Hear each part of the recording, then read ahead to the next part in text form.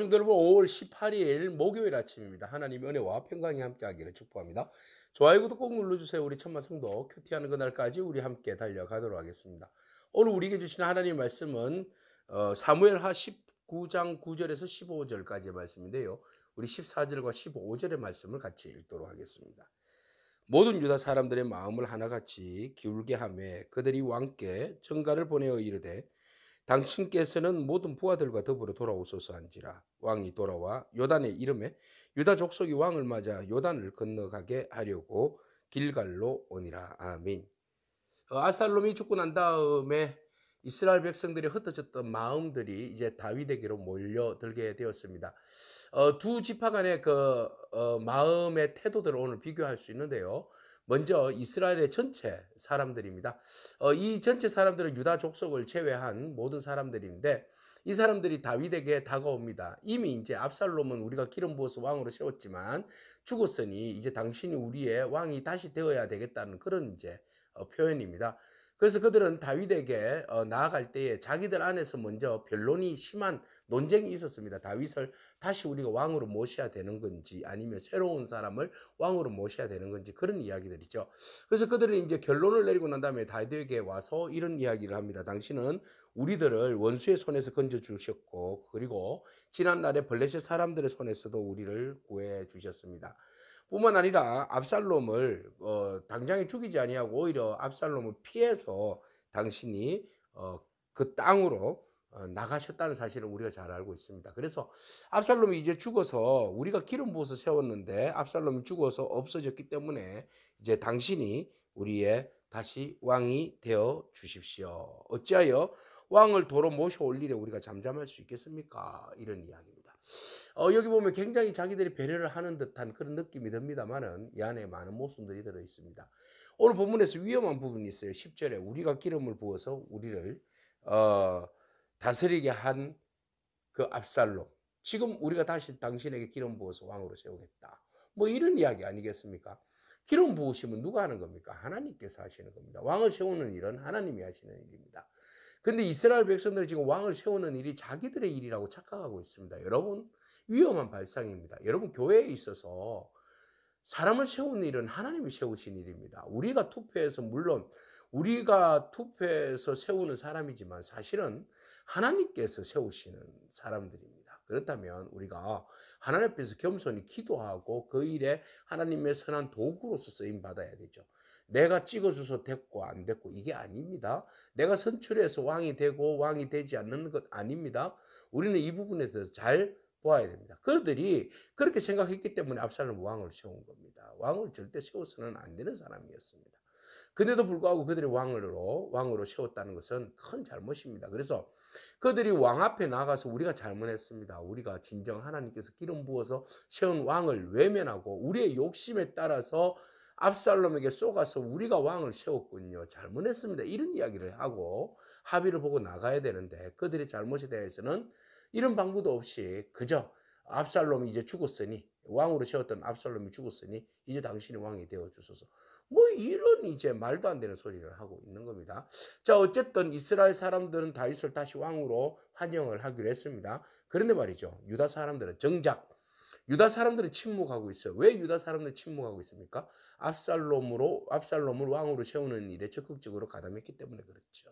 네. 여기에는 마음이 두 개로 나눠져 있습니다. 유다 지파 사람들이 어떤 사람은 압살롬 편에, 어떤 사람은 다윗 편에 있기 때문에 그들 사이에 서로가 보이지 않는 어떤 갈등과 그런 어떤 경쟁 구도 이런 것들이 있기 때문에 쉽게 다윗을 왕으로 다시 모셔오는 일에 적극적이지 못했던 것 같습니다. 그래서 사독과 아비아들에게 말을 전하여서 유다 장로들에게 말을 전달하라고 합니다. 이스라엘 사람들은 왕궁으로 왕을 모시려고 하는데 오히려 너희들은 어찌 잠잠하냐. 너희들 적극적으로 일을 해야 되는 거 되지 않느냐. 일을 해야 되는 거 아니냐. 너희는 나의 형제요 나의 골육인데 어째 왕을 도로 모셔오는 일에 나중된 자처럼 행동을 하느냐. 적극적으로 포지션을 취하라. 행동을 행하라. 이런 이야기를 하는 겁니다. 그리고 난 다음에 다윗이 적극적으로 이게 정치적인 일들을 합니다. 요압 대신에 누구를? 네, 아마샤를 군대 장관으로 세웁니다. 이 아마샤는 누구입니까? 유다 지파 사람입니다. 골육입니다.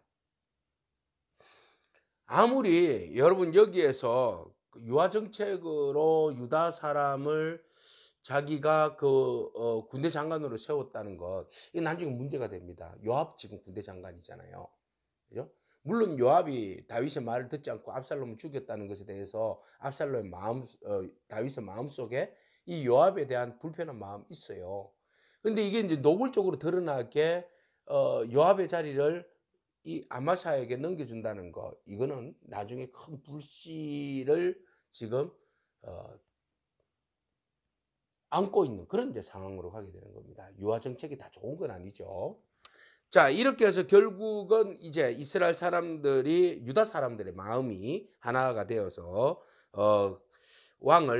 왕에게 전가를 보냅니다. 그리고 왕을 길갈, 네, 요단강 건너서 길갈에서 왕을 맞이하게 됩니다. 그래서 길갈로 와서 이제 요단강을 건너 다시 예루살렘으로 이제 복귀하게 되는 그런 모습들을 우리가 보게 됩니다. 여기에서 우리는 많은 유화 정책을 보게 됩니다. 이제 왕을 다시 모시겠습니다. 왕이 다시 사람을 세웁니다. 이런 일련의 과정을 통하여서 우리가 모든 것들을 유화 정책, 부드러운 게 좋은 거라고 좋게 하는 것 중요합니다. 그러나 좋게 한다고 해서 공동체 안에서 반드시 문제를 풀고 해결해야 할 부분들을 해결하지 아니하고 직시하지 아니하고 그것을 그냥 넘어가 버리면 그것은 또 하나의 분쟁의 불씨로 남게 되는 겁니다. 그래서 모든 것이 좋다고 교회 공동체 안에서 다 용서하고 풀어가야 된다고. 맞습니다. 맞지만 무엇이 옳고 그름에 대해서 분명히 짚고, 그리고 그 문제에 대해서 우리가 무엇은 옳고 무엇은 잘못했으니 우리 합일점을 얻어서 찾아서 우리가 이 일에 대해서는 회개하고 다시는 이 일들이 일어나지 않도록 단도리를 하자. 이렇게 합의하에 나가야 되는데 그냥 무조건 덮어두고 갑니다. 덮어두고 가면 언젠가는 그것이 다시 폭발하게 되어 있습니다. 오늘 우리가 주님 앞에서 무슨 일을 하든지 간에 좋은 게 좋은 건 다 아니다. 우리가 분명히 공의와 정의에 따라서 짚고 넘어가야 할 부분들은 온전히 짚고 넘어갈 수 있는, 그래서 또 다른 내부의 갈등을 초래할 수 있는 불씨들을 제거하는 그런 저와 여러분이기를 축복합니다. 기도하겠습니다. 주님 감사합니다. 공동체가 나누어진 것들에 대하여서 다시 하나 되게 하고 그것을 일치하기 위하여서 공동체가 그동안 가지고 있었던 자잘못에 대해서 아무런 말 없이 그냥 덮어만 간다면 그것이 진정 공동체를 위한 일이 아님을 우리는 잘 알고 있습니다. 하나님, 우리 안에 공동체 안에서 많은 어려움과 문제들을 발생하고 또 그 일들로 인하여서 고민하고 괴로워하는 지체들을 하나님 기억하여 주시고 불쌍히 여겨 주시옵소서. 먼저 하나님 상처 입은 곳에 위로를 주시고 또 분쟁하고 깨어져 있는 것들 침묵함으로 해결하는 것이 아니라 그 모든 오해와 또 아픔과 상처들이 잘 해결되어서 새로운 비전의 날들을 위하여서 나아갈 수 있는 저희들의 삶이 되어질 수 있도록 축복하여 주옵소서. 예수님의 귀하신 이름으로 기도합니다. 아멘. 오늘도 믿음으로 승리하길 축복합니다. 아멘.